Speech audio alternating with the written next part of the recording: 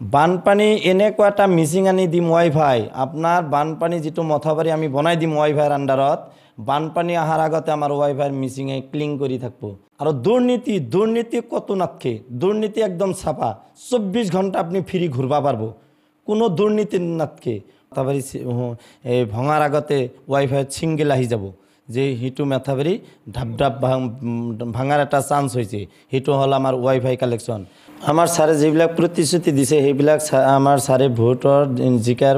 15 দিনৰ ভিতৰত সব ক্লিয়াৰ কৰি দিম কৃষকৰ কাৰণে ঋণ মাফ কৰি দিম শিক্ষাৰ ক্ষেত্ৰত আপোনাৰ এলপিৰ পৰা হায়াৰ এডুকেশ্যনলৈকে ফ্ৰী কৰি দিম বিজুলী বাতি 50% কৰি দিম ৰন্ধন গেছ আপোনাৰ ৱাইফাই কালেকশন থাকিব এইচডি ৰাস্তা থাকিব এইচডি কোম্পানীৰ লগত আমাৰ চুক্তি হৈ যাব এইচডি যেনেহেন চাপা ৰাস্তাও হেনেহেন চাপা 24 ঘণ্টা বিজুলী বাতি আপনি পাই যাব ৱাইফাই যিবিলাক আপোনাৰ মাথাবাৰী আজিকালি মাথাবাৰী এই ভঙাৰ আগতে ৱাইফাইত ছিংগেল আহি যাব যে হিটু মেথাবাৰী ঢাপ ভাঙাৰ এটা চান্স হৈছে হিটু হল আমাৰ ৱাইফাই কালেকশন ব্ৰহ্মপুত্ৰৰ দুটা পাৰে দি আমি ৱাইফাই হাইৱে বনাই দিম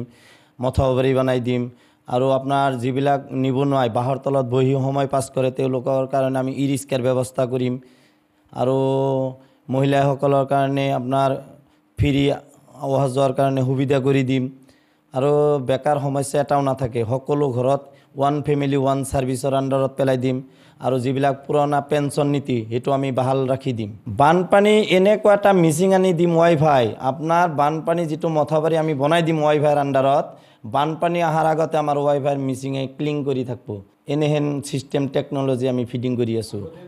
একদম আমি ঘৰৰ পৰাই মিচিঙে দি যেনেহেন টাৱাৰৰ নেটৱৰ্ক কাটি যোৱাৰ লগে খবৰ পাই কোম্পানীয়ে আমাৰ ৱাইফাই এনেকুৱা এটা টেকনলজি ইউজ কৰিম আমাৰ ছাৰে কোৱা মতে ছাৰৰ লগত যিটো চৰকাৰে ছাৰক বস্তুখিনি মানি ল'ব সেইটো চৰকাৰকে আমাৰ ছাৰে সমৰ্থন দিব আৰু দুৰ্নীতি চৰকাৰ এতিয়া ভগৱানৰ ওপৰত নিৰ্ভৰ ৰাইজৰ ওপৰত নিৰ্ভৰ আৰু দুৰ্নীতি কতো নাথকে দুৰ্নীতি একদম চাপা 24 ঘণ্টা আপনি ফ্ৰী ঘুৰবা পাৰবো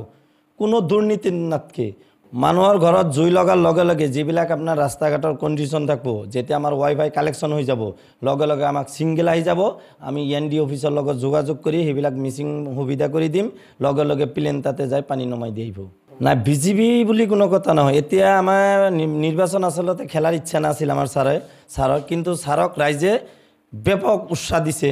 যে তুমি বিপুল ভোটত জয়যুক্ত হবা তুমি যিবিলাক প্ৰতিশ্ৰুতি দিছা এইবিলাকৰ কাৰণে আমাৰ ছাৰে ভোট পাব আমি পাৰ্টি লৈ ভোট নেখেলো নিৰ্বাচনী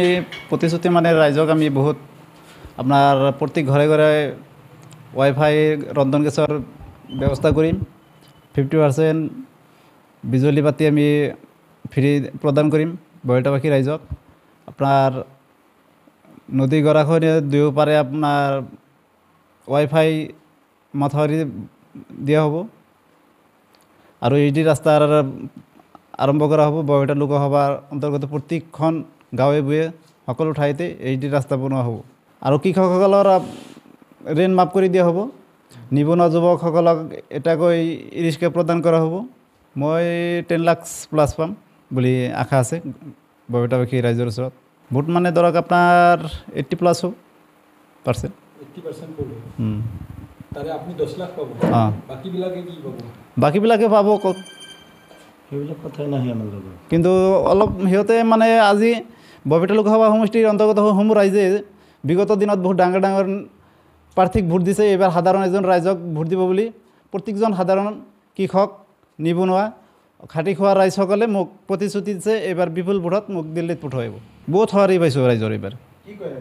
ৰাইজে এইবাৰ কৈছে ভোট আপোনাকে দিম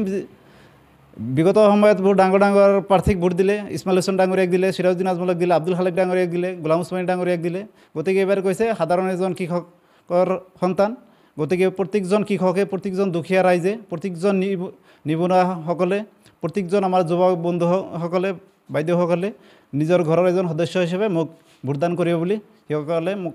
আশ্বাস প্ৰদান কৰিছে উৎসৱবিলাক সকলো আমাৰ সাধাৰণ খাটি খোৱা ৰাইজে দিছে মোৰ পইচাৰ মানে এতিয়া বহুত সিসকলে পইচা দি ইমান পইচা দিছে যাতে পইচা এতিয়া মানে অভাৱ নাই আৰু বস্তাই বস্তাই পইচা হৈ গৈছে তেতিয়া মিনিমাম 50,000 মানুহৰ সমাগম হৈছিল বৰপেটাত এইচডি ৰাস্তাৰ পৰিকল্পনাটো একেবাৰে ক্লিন হৈ যাব, একেবাৰে বহুত ধুনীয়া হ'ব। তেনেকুৱা ৰাস্তা ভাৰতবৰ্ষত কোনো এখন লোকসভা নাই। যেনেকৈ এইচডি মোবাইল, এইচডি কেমেৰা পূৰা একেবাৰে হৈ যায়, ক্লিন হয়, পূৰা চাফা হয়, ধুনীয়া হয়, তেনেকুৱা একদম ৰাস্তাটো তেনেকুৱা জিকমিক কৰিব নহয়। সেইটো নহয়, আপোনাৰ ঘৰৰ পৰা এনেকুৱা এটা ৱাইফাই কানেকশ্যন কৰি দিম, আপোনাৰ চিলিণ্ডাৰৰ কাৰণে দোকানত যাব নালাগে, হোম ডেলিভাৰী হ'ব। আৰু আপোনাৰ চিলিণ্ডাৰটো যেতিয়া শেষ হোৱা অৱস্থা হ'ব, তেতিয়া মোবাইলত যেনেকুৱা আপোনাৰ বেটাৰী শেষ হোৱাৰ পিছত আপোনাৰ লোড দেখাই থাকে, আগত ৱালিং দি থাকে, তেনেকুৱা গেছতো তেনেকুৱা ৱালিং দি থাকিব। নাই, সেইটো আমি ব্যৱস্থা কৰিম। সেইটো যদি আপোনাৰ যাতে মানুহৰ জুইত কেতিয়াবা আপোনাৰ গেছ ব্ৰাষ্ট হৈ কেতিয়াবা ধৰক মানুহৰ ক্ষয়ক্ষতি হয়, বহুত বিল্ডিং চিল্ডিঙত বহুত ঘৰ বাৰী মানুহৰ নিশেষ হৈ যায়, গতিকে আমি সেইটো ব্যৱস্থা কৰি দিম। প্ৰতিটো ৰাজনৈতিক দলে বজাইছে নিৰ্বাচনী ৰণদংকা।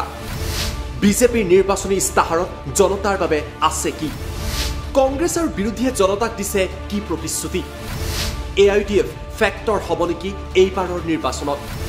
প্ৰতিটো দলৰ প্ৰতিনিধিয়ে জনতাক ক'ব তেওঁলোকৰ প্ৰতিশ্ৰুতিৰ কথা। ষ্টাৰ চিমেণ্ট 24ত চৰকাৰ কাৰ? পাৱাৰ্ড বাই ডাটা মিছন।